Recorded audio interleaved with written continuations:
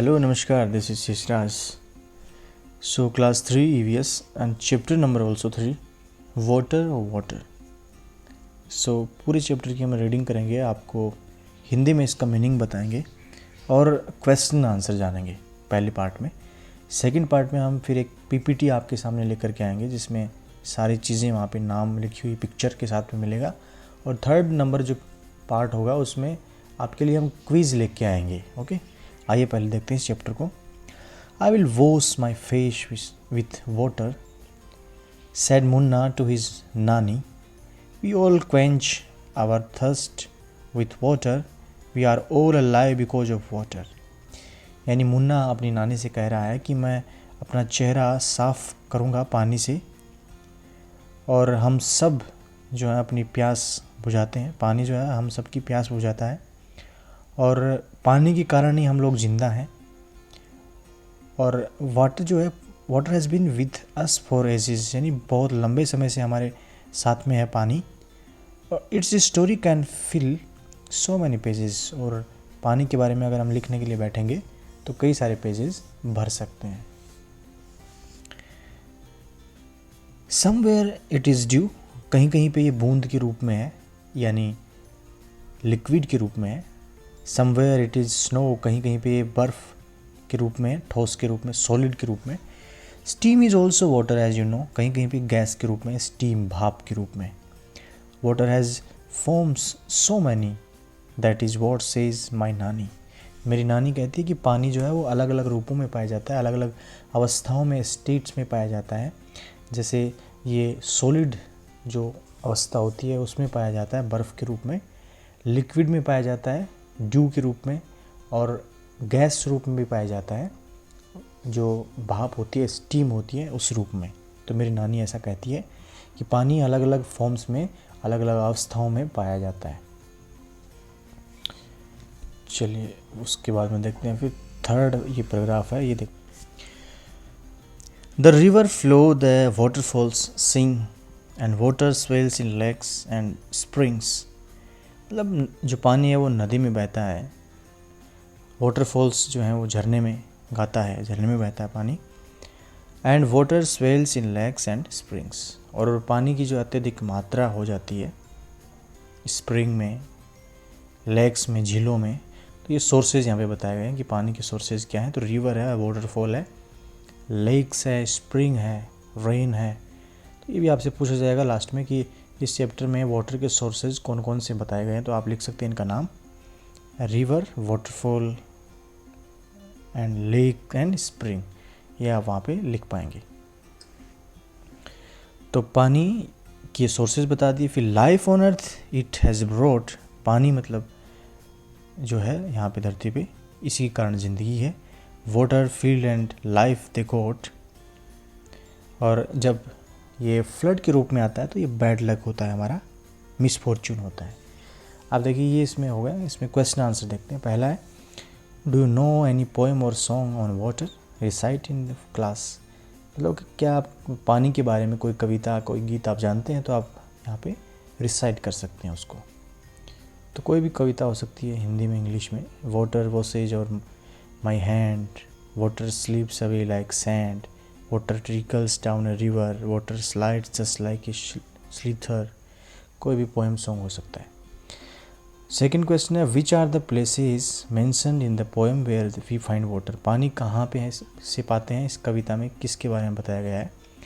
तो following places are mentioned in the poem where we find water as river, waterfall, lakes and springs. फिर तीसरा प्रश्न है, tick the activities for which water is needed. मतलब कौन कौन सी activities के लिए पानी की ज़रूरत होती है। ठीक है, तो खेलने के लिए होती है कि नहीं होती, गाने के लिए नहीं होती। तो तीसरा इसमें एक तो आएगा, टू रो ए बोट, नाव चलाने के लिए। फिर टू मेक टी, चाय बनाने के लिए है ना, पानी की ज़रूरत होती है। तो इस प्रकार से ये आ जाएंगे इसमें। फिर नीचे यहाँ पे है, टू ग्रो प्लांट्स, पौधे उगाने के लिए भी ज़रूरत होती है। पौधों में पानी डालेंगे तभी उनमें ग्रोथ होगी। Name any 4 activities which you can do without water, बिना पानी के आप कौन सी एक्टिविटीज़ कर सकते हैं। तो एस फॉर स्पीकिंग बोल सकते हैं, वॉकिंग कर सकते हैं, रीडिंग कर सकते हैं, प्लेइंग कर सकते हैं। फिर विदाउट वाटर आप नहीं कर सकते ना, you can not do without water, पानी के बिना आप नहीं कर सकते। वो कौन सी हैं?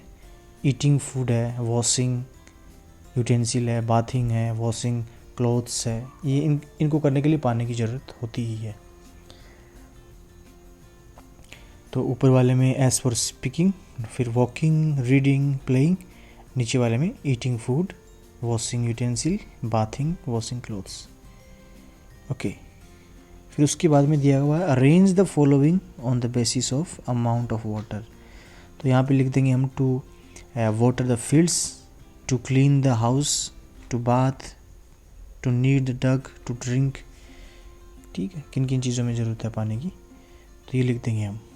पहले नंबर पे टू वाटर द फील्ड, खेत में पानी। फिर टू क्लीन द हाउस, घर को साफ़ करने के लिए। चलिए फिर नेक्स्ट है वाटर फ्रॉम वेयर, है ना, कहाँ कहाँ से मिलता है अपने को, तो ये आप लिख सकते हैं यहाँ पे कौन कौन सी चीज़ें जहाँ से मिलता है। लेक से मिलता है, वेल से मिलता है, ट्यूबवेल से मिलता है, pond, waterfall, hand pump, river, stream, tap, tank, sea, hot water spring.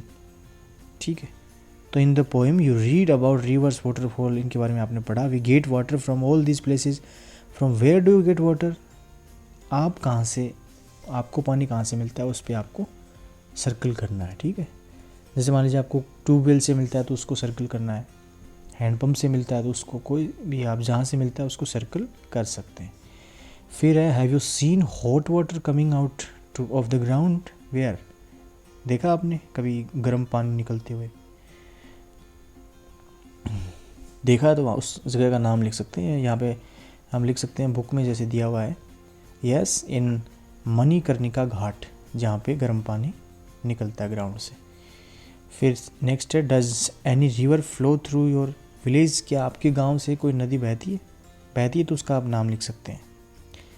फिर है do you know the name of any river, नदियों का नाम आप जानते हैं, तो जिन भी नदियों का नाम आप जानते हैं उनका नाम आप लिख सकते हैं, जैसे यमुना, गंगा, गोदावरी है, सतलज है, चेनाब है, महानदी, ब्रह्मपुत्रा, है ना, झेलम एट्सेट्रा।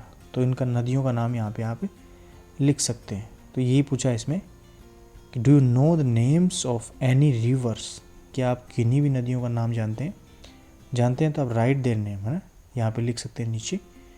तो जैसे बता दिया मैंने आपको, यमुना, गंगा, गोदावरी, सतलज, चिनाब, महानदी, ब्रह्मपुत्रा, झेलम, गोमती, कोसी, कई सारी नदियाँ जिनका आप नाम लिख सकते हैं। चलिए फिर उसके बाद में है at home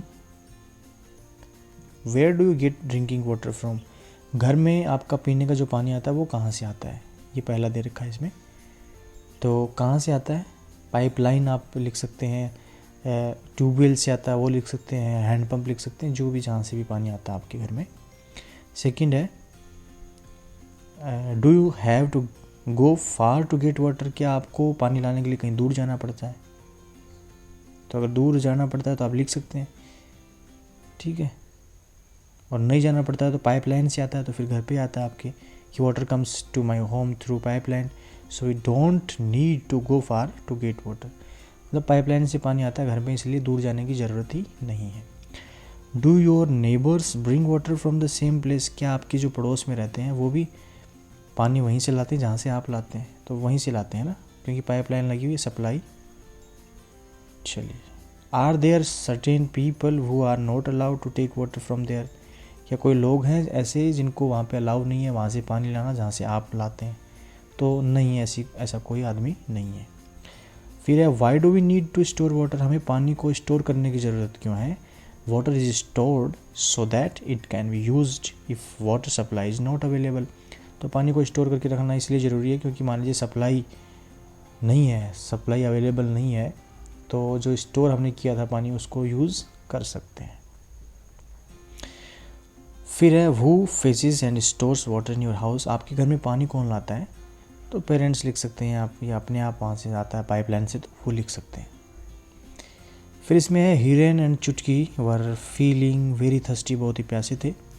there uncle gave both of them mango panna in steel tumblers, steel के गिलास में दिया उनको। But Chutki wanted to drink only in a glass tumbler, ठीक है, कांच के में लेना चाहती थी वो कप में। Her uncle poured the panna into a glass tumbler but Chutki was not happy, खुश नहीं थी वो। See complained uncle you have given me less panna, आपने मुझे कम दिया है पन्ना, है ना। व्हाट डू यू फील, मतलब छोटा कौन सा है बड़ा कौन सा है। तो वो जो चुटकी थी वो सोच रही थी कि हमें चाचा जी ने जो है अंकल ने कम दिया है, कम पन्ना दिया है, क्योंकि हमारा जो बर्तन है वो छोटा है, इसलिए वो ऐसा सोच रही है।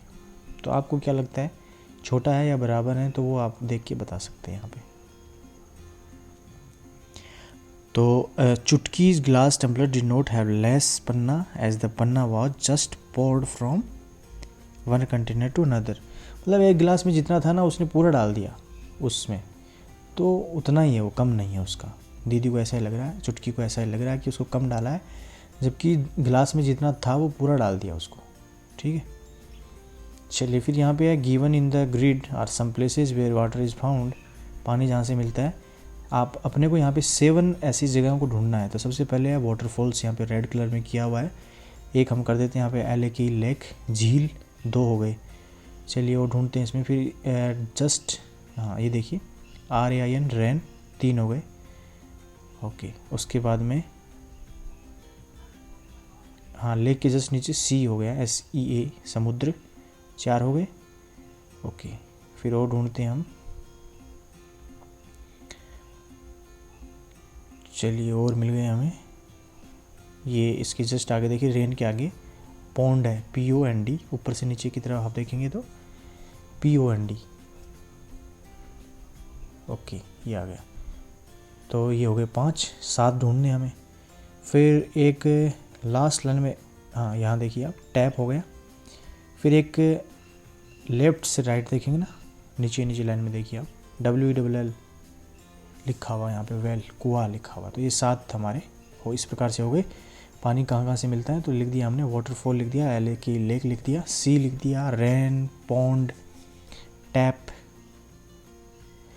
ये लिख दिया हमने, और वेल हो गया, कुआं हो गया। इस प्रकार से क्वेश्चन आंसर आपके पूरे हुए। और ये पहला पार्ट है ना, इसमें सिर्फ हमने चैप्टर को पढ़ा है बुक में। अभी सेकंड पार्ट जब हम लेके आएंगे उसमें आपके लिए PPT लेके आएंगे, जिसमें पूरा एग्जाम्पल लिखा हुआ होगा उसमें कि पानी हमें कहाँ से मिलता है, पानी की कौन कौन सी अवस्थाएं हैं, ठीक है। उसमें पिक्चर भी होंगी, पानी का यूज़ कहाँ कहाँ पे होता है। और तीसरा पार्ट जब लेके आएंगे तो उसमें आपके लिए क्विज़ लेके आएंगे, जिसमें आप अंदाज़ा लगा सकते हैं कि आपको कितना सीखने को मिला, आपने कितना सीखा। Okay, thank you so much.